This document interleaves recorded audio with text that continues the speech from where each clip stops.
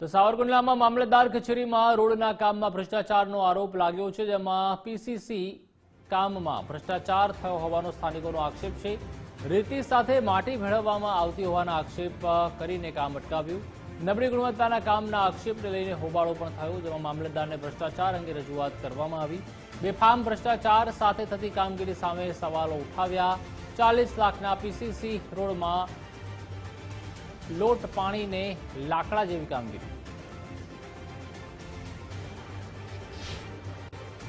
મામલતદાર કચેરીની અંદર પટાગઢમાં કે સીસી નું કામ ચાલુ છે, જે લગભગ 25 વર્ષથી આ મામલતદાર કચેરી બની ત્યારથી પહેલું વહેલું આ કામ સીસી નું બ્લોક રોડ નું થાય છે। હવે 25 વર્ષે થતું હોય એટલે વિચાર તો કરો કે કેટલા સમયે આ પ્રજાને સુવિધા મળતી હોય, આ અરજદારોને સુવિધા મળતી હોય। જેમાં જે રેતી વાપરવામાં આવે છે, રેતી 65 ની યોજના હોય તેમ 65% માટી અને 35% રેતી વપરાય છે।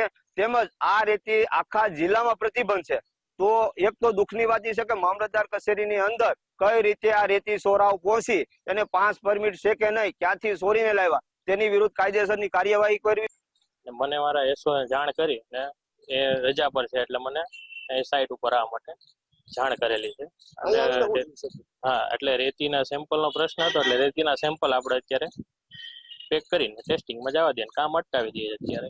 હવે કામ બંધ રહેશે અત્યારે? હા, કામ વિડીયોગ્રાફી તમે કરી લો, જે કામ અત્યારની સ્થિતિ છે એનું રેતીના સેમ્પલ આવ્યા પછી કામ આગળ વધારવામાં આવશે।